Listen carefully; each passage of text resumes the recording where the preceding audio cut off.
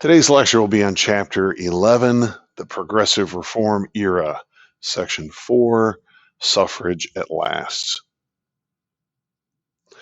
Objectives for today's lecture. In what ways were Susan B. Anthony and Elizabeth Cady Stanton a bridge to the 20th century suffrage effort? What two main strategies did suffrage leaders pursue? What was the status of the suffrage movement by the turn of the century? Why was a new generation of national leaders needed in the suffrage effort? And what factors led to the final victory for women's suffrage? Okay, before we begin talking about suffrage, let's take a little backtrack and take a look at what's been going on in the women's movement in the United States for the last several decades. Women have been championing the vote for about 70 years before this period, where many people of all stripes opposed this. Obviously, some or many women supported, but let's talk about those that opposed first. First of all, is men and women, all age groups, all income brackets, and they would do this for a variety of reasons. Many felt, for example, that women's vote was unnecessary. Women were just going to vote the same as their husbands anyway. Some felt it was a threat to the stability of the nation. This would be a large, dramatic social and political change, and is that really what we should be doing? Many felt that women would just become too masculine if they were given the vote. And by masculine, what I don't mean is, let's say, a big and burly and physically looking like a man. This was more reference to what existed in the 19th century in this eye of different spheres of influence and different spheres of responsibility for men and women, where a woman's role were to be the nurturing caregiver of the home, the instructor of the children, where the men's job was to go out into the dangerous and corrupt world, do the business that needed to be done, and then come back home where the woman could revitalize him, rejuvenate him, and bring him back to his moral center. So if women were paid attention to politics, and if women began to move out into the public sphere, they too would become chastened and bitter, and the moral center of the home would evaporate. So that's really what was meant by too masculine. Don't think of necessarily like some guy at the gym working out and he's big and muscular. Not that kind of masculine. Okay, next. Many felt that women were too naive and too easily manipulated, and this would lead to corrupt politicians being able to have their sway with women voters. Politics would distract them from their duties at home. Again, getting back to that separate sphere idea. And of course, many women that just didn't want the right to vote, didn't want that responsibility, and that may be characterized today in the large number of Americans that don't vote because they do not want to for any number of reasons. So these were the main arguments looking at sort of why women should not get the right to vote. Now, of course, many women did want the right to vote. There were a lot of reasons for this. Women in the 19th century could not control their own property, their own income. That was in control of the man. Women could not have control of their children if they were divorced. The husband controlled that property. Women wanted access to higher education, law school, medical school. They wanted access to professional jobs instead of just, let's say, like a secretary or assistants or a telephone operator, which were the type of jobs women may find themselves getting. But what we're finding ourselves is, as we're moving closer to the beginning of the 20th century, is more and more women are already leaving the home. 1 out of every 8 females over the age of 10 worked outside the home. And so already the spheres are beginning to break down as girls or young girls or young women are moving off to the cities to find jobs and are no longer under the control of their families. The jobs they are going to get, like we mentioned previously, are not necessarily the professional jobs, more like domestic work. So you want to think like cooking, cleaning, being a maid, being a nanny, teaching, nursing, different clerical, different office work, and telephone work, specifically like a switchboard operator, were very often sources of income for women, and would be vitally important for themselves individually and for their families. Women rarely received supervisory jobs or advanced training. Um, Very often, once women were married, they were expected to quit their job and then go and raise their children, and again be part of that home sphere that the women were in charge of. So therefore, bosses were very or not very likely, rather, to train a woman to be a supervisor if she's just going to be leaving anyway. And of course, on average, women earned much less than men for doing very similar kinds of work. As you can see here, up to 30 to 60% less than men. Um, with urbanization and industrialization, a lot of the progressive era reforms actually fell into the sphere of women. If you want to think of like child labor, if you want to think of homelessness, these were often decided that the women would be better to handle these, as women were the more natural nurturers, and so women found themselves in volunteer service organizations, women's groups, and this would lead them into that public sphere in a somewhat separate way. But they could begin to discuss political issues, political reform, as we've really been talking about throughout this progressive era unit. And of course, one of these reforms would include suffrage. Right? Okay, so what we want to look at here now is, again, like I said, by the turn of the century, as more and more of these women are moving out of the home, moving to the cities, we're coming up to what was called the new woman.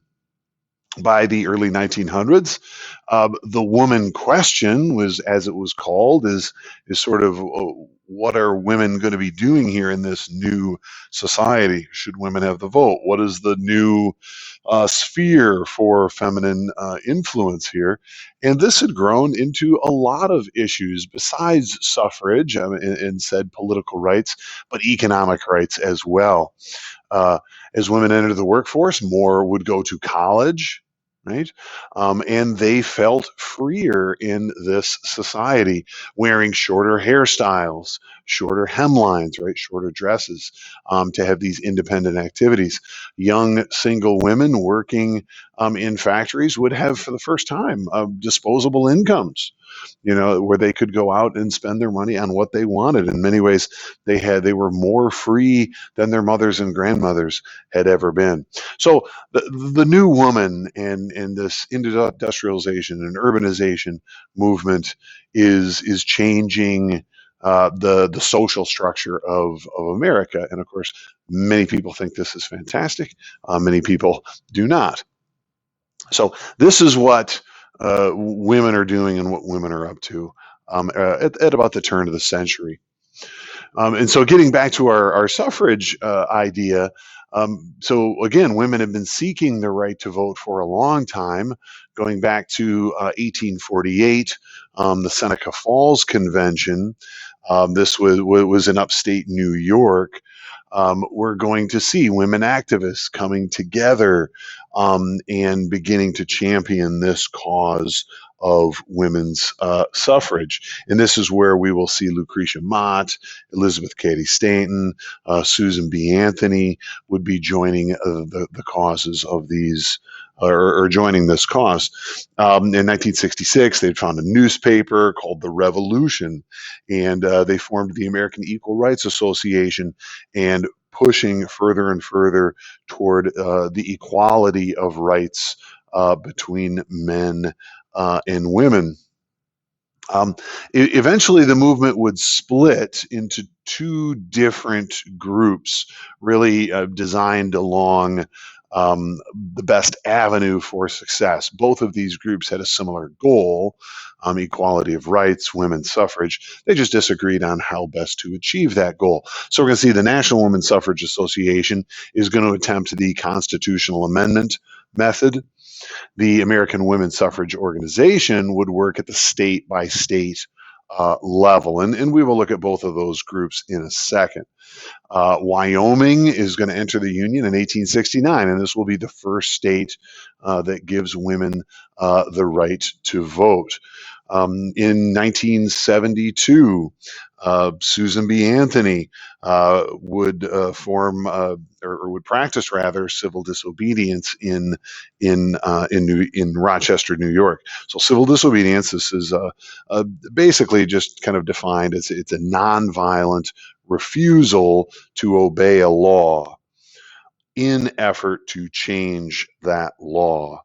So we often think about, Gandhi or Dr. King practicing civil disobedience. And here the ladies were doing this back in the 1870s. So what Susan B. Anthony is going to do is she's going to go in and demand to vote in Rochester, New York, in the presidential election there, and she is going to be refused, and she is going to be arrested. While she stands for trial, she gives this lecture tour, and the eloquent speaker, and this is a small quote from one of the speeches at that tour. She says, quote, "The preamble of the federal Constitution says, 'We, the people of the United States.' It was we, the people, not we, the white male citizens, nor we, nor yet we, male citizens, but we, the whole people who form the Union. And we formed it, not to give the blessings of liberty, but to secure them, not on behalf of ourselves and half of our posterity, but the whole people, women and as well as men." So Susan B. Anthony and these leaders are really going to be framing their argument around the Declaration of Independence, around the Constitution, arguing for the equality of rights. Susan B. Anthony was convicted at her trial, was fined $100, but refused to pay the fine. Said it was unjust, and they actually let her go anyway. In an amazing story of determination and success. Okay, so let's go take a look at these two sort of strategies here. So we mentioned the constitutional amendment strategy a moment ago.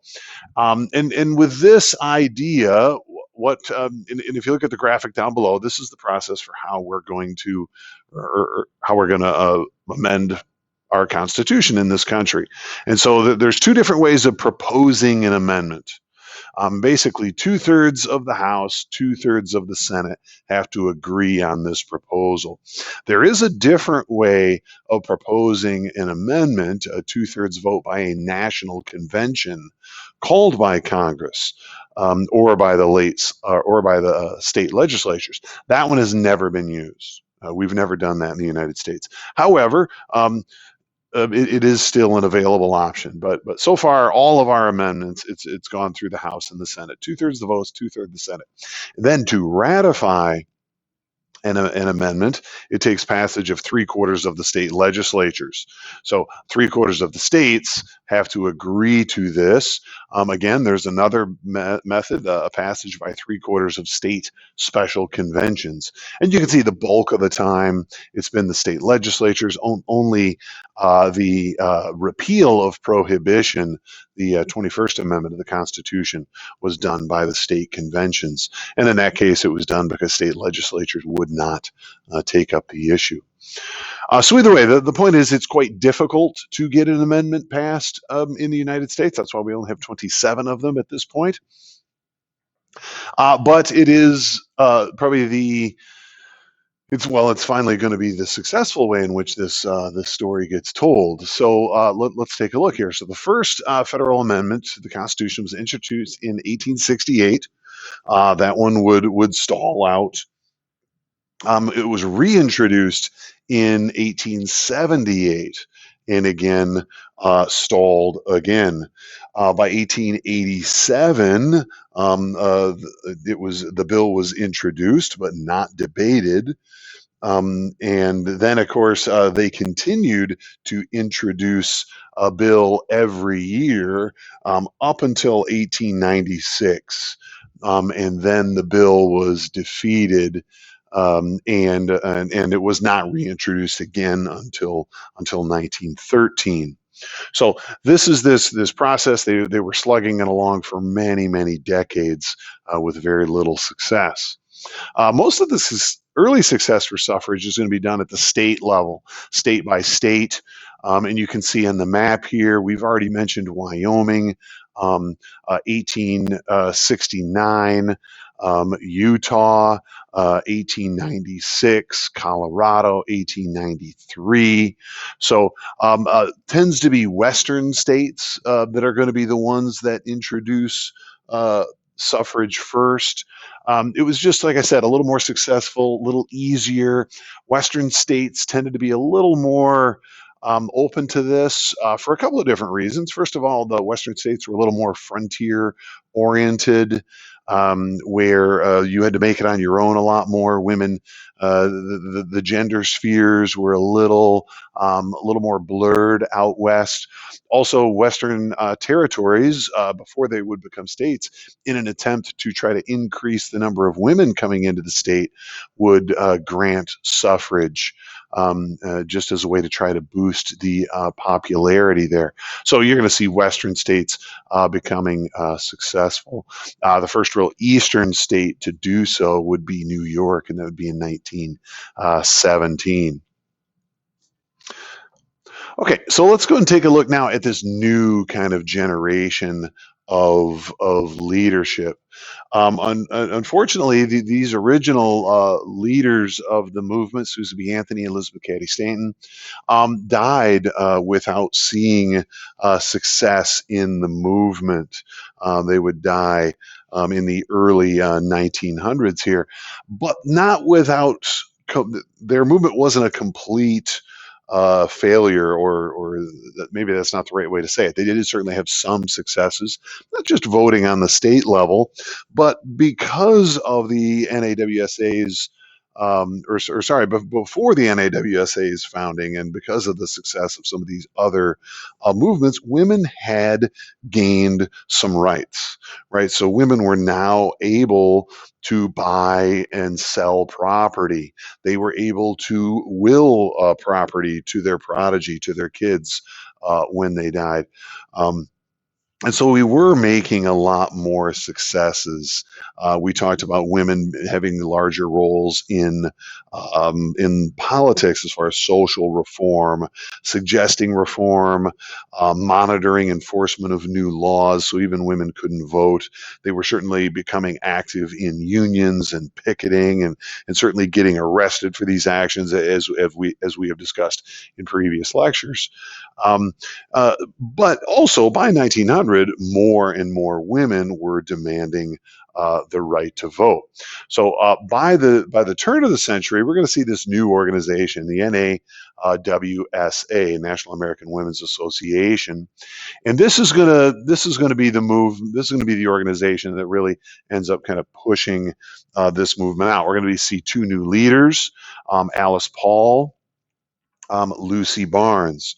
So Alice Paul, or let's actually step back a little bit, because we actually have Cherry Catman Cat, one of the leaders of this NAWSA, talented speaker, organizer. She was a former high school principal and school superintendent in Iowa. And she would really kind of fight a precinct by precinct sort of battle for women's suffrage. And then we're going to get over to like Alice Paul. Alice Paul is a leader here as well. She became quite aggressive in when she was going to school in England. And by the way, women's suffrage, this is not just an American movement. This was a movement throughout the Western world where, and in England, the movement is quite militant. There was one suffragette during a horse race, with the king and all the nobility there.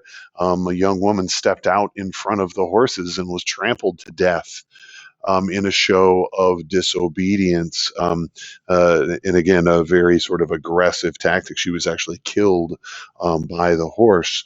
So Alice Paul in England had learned a lot of this, and her friend Lucy Barnes would also become a large leader in this movement. So, for example, they're going to have a parade. The two women in D.C. they have this large parade. 5,000 women will come out in favor of women's suffrage. This was a couple of days right before Wilson was to be inaugurated, and actually the rally was so successful that Paul will actually break away from the NAWSA and form her own organization called the Congressional Union. So now let's take a look at these organizations. Uh, so the Congressional Union, this was a very militant campaign, and I've already mentioned this again with Lucy Paul at its head. They wanted to bypass the existing state suffrage organizations. They felt those organizations weren't working, they weren't getting it done. They are going to create some new ones, and again, militantly protesting. So they're not going to be as nice as maybe previous generations were. They're going to do a lot more kind of in your face stuff. They are going to protest outside the White House. They are going to burn in effigy President Wilson. And what that means is you have a life-size dummy, a straw man, in that case, literally, and you set fire to that likeness of the president. You're not literally burning the president. That's called burning in effigy. They're going to burn copies of his speeches. At this time, President Wilson is making speeches about World War One and how we have to have democracy and freedom around the world for all peoples. And the women are saying, yes, you're right, we do. And would often use Wilson's speeches against him. Women would be arrested for this. They would, in prison, they would go on hunger strikes, then forcibly fed in an effort to keep them alive, in an effort to break their will. So the Congressional Union is going after a much more kind of in-your-face kind of movement. The NAWSA obviously is not a big fan of this militant action. They believe it's just going to alienate moderate supporters. So the Congressional Union members were expelled from the NAWSA, and the NAWSA continues this state by state suffrage campaign.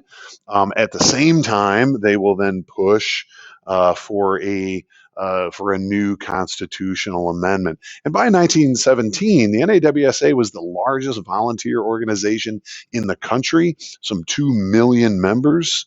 And by the fall of that year, this is where we mentioned previously, New York granted women the right to vote, being the first Eastern state to do so.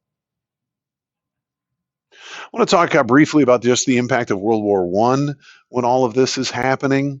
So for World War One, of course, we mentioned this previously. Women are going to be vital to the war effort in a couple of ways. They're going to show their patriotic duty by doing things like buying Liberty bonds, by food rationing, as we've mentioned earlier. But women are going to go to Europe and go to the battle. Not exactly the battlefront, but in World War One, the battlefronts did tend to shift. So women were in danger, being as part of the ambulance corps, doing different medical work, certainly nursing, but other work as well. And certainly, ambulance drivers were quite often near the front and put in danger. So women are putting their lives on the line in new ways.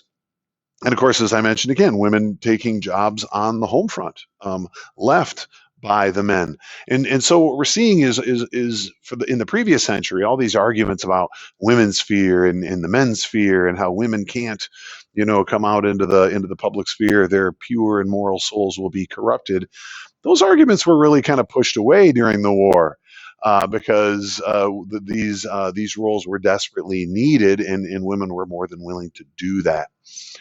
The last kind of sort of stumbling block here we're going to look at is the 18th Amendment is ratified or passed in the House and the Senate, and then ratified by the states.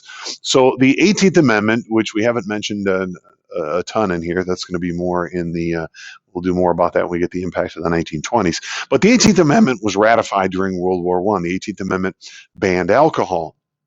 And it was ratified for a number of reasons, but some of them dealing with uh, the fact that Germans drinking beer, and so you could be patriotic in this way. There were a lot of grain shortages because a lot of grain was being used to support our allies and being used to support our soldiers. So a lot of grain wasn't being turned into alcohol anyway.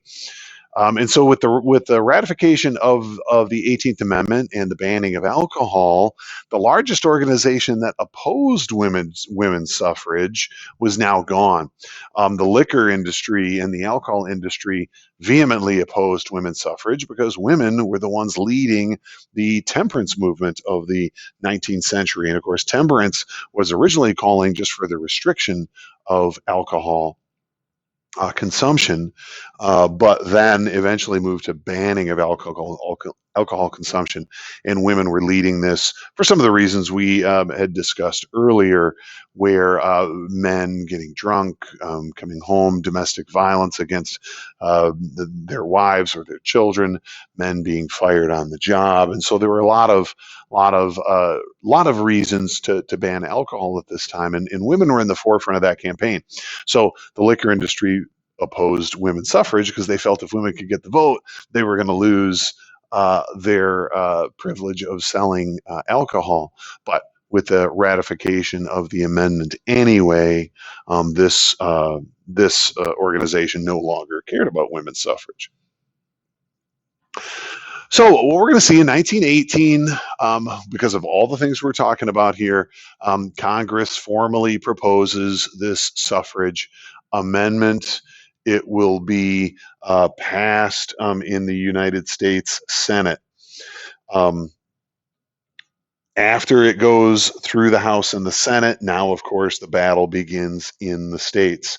It will go state by state.